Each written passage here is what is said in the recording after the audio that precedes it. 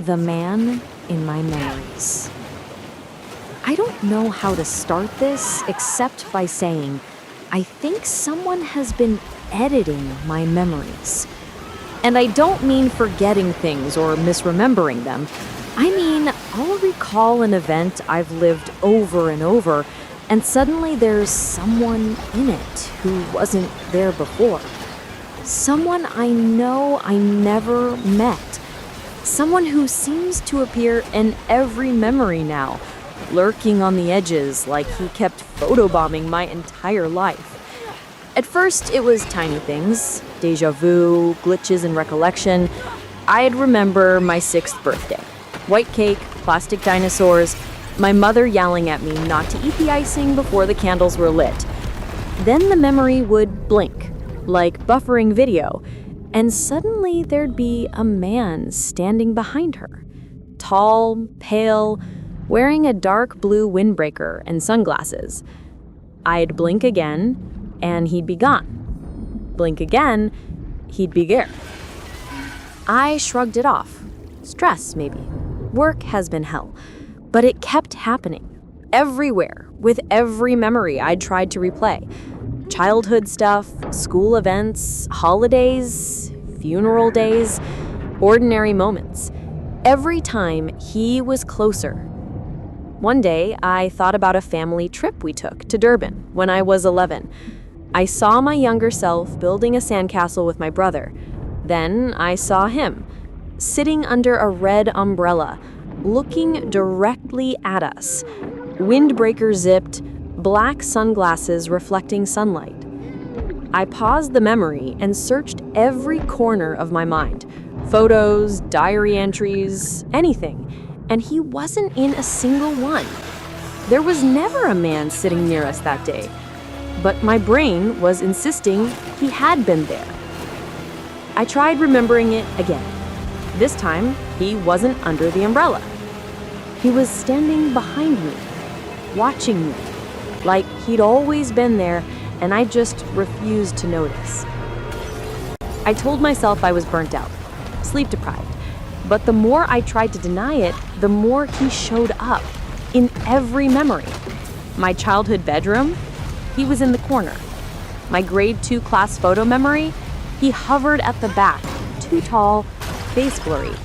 My recollection of my first day of high school, he leaned against the entrance gate. My mother's funeral, he sat in the 3rd row with his head bowed. I tried drawing him, twice. Both times I blacked out mid-sketch, waking to find the page torn into strips on the floor.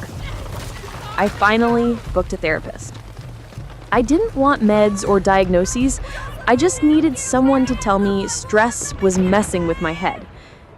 She asked me to describe what I was experiencing. I told her about the memories that felt tampered with. She took notes at first, nodding, but when I mentioned the blue windbreaker, her pen stopped. "And sunglasses?" she asked. At first, I thought it was coincidence. "Yeah. Why?" She slowly closed her notebook. "Give me a moment," she said. Then she left the office. I thought she was grabbing water or checking on something. She didn't come back. A receptionist walked in instead and told me the session was over. That night, when I tried to remember the therapy session, I realized the tall man in the sunglasses, had been standing in the corner of her office during our entire conversation, and somehow I hadn't noticed it until remembering it later. After that, things escalated. I started seeing him when I blinked. Not hallucinations, more like my brain refused to let me shut him out. Every time my eyes closed, I'd see him for a split second, head tilted, glasses hiding his eyes, windbreaker zipped up to the throat. Then he moved in one of those blinks. His head turned toward me. The jolt of fear almost knocked me backwards. I began fighting sleep, staying up 30 to 40 hours until my body shut down. That's when I had the dream, or something like a dream. I'm still not convinced it was just that. In the dream, I woke up in my childhood home.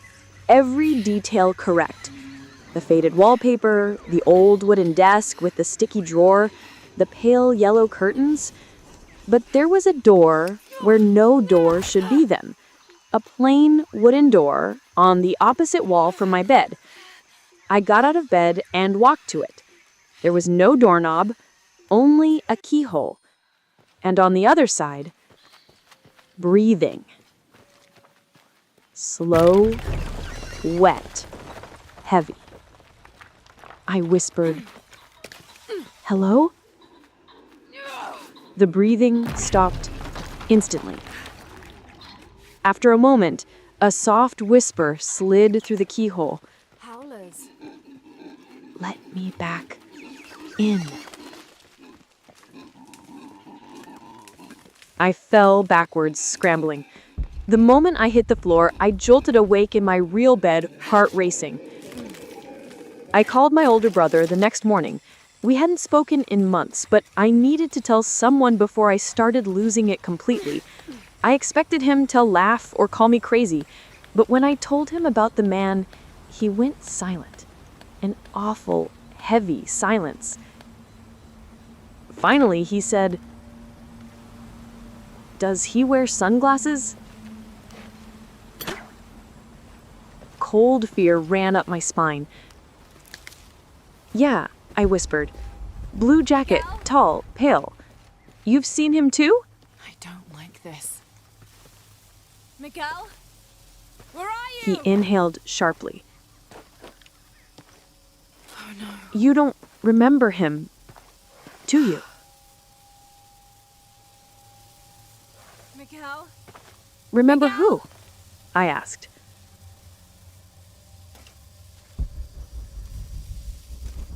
"The man. From when we were kids."